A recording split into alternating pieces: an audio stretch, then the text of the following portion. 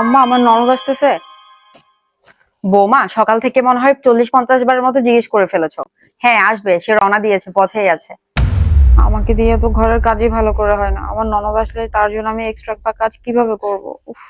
আমার বৌমা ভাবছে যে আমার এই শরীর নিয়ে আমি তো ঘরের কাজই সামলাতে পারছি না, আবার আমার ননদ আসলে তো তার জন্য আবার এক্সট্রা কাজ বেড়ে যাবে। কিন্তু পাগলি বউ আমার তো জানে না যে আমি তার ননদকে ডাকছি তার সেবার জন্য। আসসালামু আলাইকুম মা। ওয়ালাইকুম আসসালাম। মা আসছিস মা? আয় আয় আয় আয় আয়। তুই তো চলেই আসছিস, এখন আর আমার চিন্তা নাই। এই তোর ভাবিটাকে কোনো কাজ করতে দিস না রে মা, আজকালকার মধ্যে যখন তখন ডেলিভারি হয়ে যেতে পারে, খুব সাবধানে রাখতে হবে তাকে মা। তোমার চিন্তার কোনো কারণে, আমি আসছি না, আমি সবকিছু সামলিয়ে নিবো। আসসালামু আলাইকুম ভাবি। ওয়ালাইকুম আসসালাম। ভাবি, আমার জন্য গরম গরম সমুচা অথবা সিঙ্গারা বানাও তো প্লিজ। ঠিক আছে, আমি বানিয়ে নিয়ে আসতেছি। আচ্ছা। আচ্ছা শুনুন, আজকের রান্নাটা তুমি। হ্যাঁ ভাবি, রান্না করবেন কি আমি বলে দিচ্ছি। চিকেন ঝাল ঝাল করে ভুনা করবেন, হ্যাঁ, আর চিংড়ির মালাইকারি করবেন। আর হচ্ছে যে সাদা প্লেন পোলাও যেটা আছে, একটু ঝরঝরে করেই করবেন ভাবি।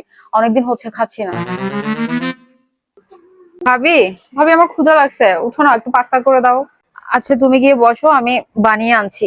ভাবি, আমার কিন্তু একজোড়া কানের দুল পছন্দ হয়েছে, আমার কিন্তু সেটা কই নিয়ে রে নিতে মা, হবে। এদিকে আয় তো। মা কেন ডাকছে ভাবি? আমি দেখে আসি, দাঁড়াও। মা, আমি তো ভাবিকে একজোড়া কানের দুল নেবো, সেটাই ডিজাইন দেখাতে গেছিলাম, আর তুমি বারবার ডেকেই যাচ্ছ।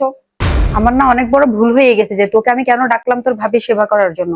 ফুপুদের কাজ শুধু নেওয়া হয় না, দিতেও জানতে হয়। তোকে আমি ডেকেছি তুই কোথাও তোর ভাবির সেবা করবি, তাই না করে তুই সব কাজ তোর ভাবিকে দিয়ে করাচ্ছিস।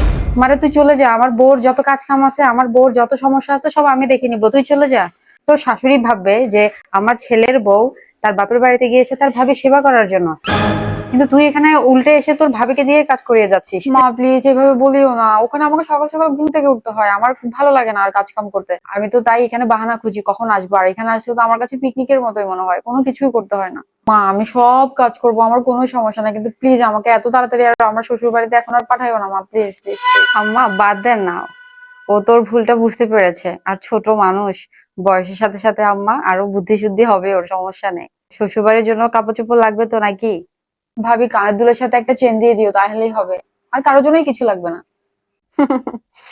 সমস্যা নেই, কোনো সমস্যা নাই, তুমি যেটা চাও আমি তোমাকে সেটাই দিব। ঠিক আছে রে মা, যা তাহলে রাতের রান্নাটা তাড়াতাড়ি করে ফেল। আমি এখনই গিয়ে রান্না বসিয়ে দিচ্ছি মা।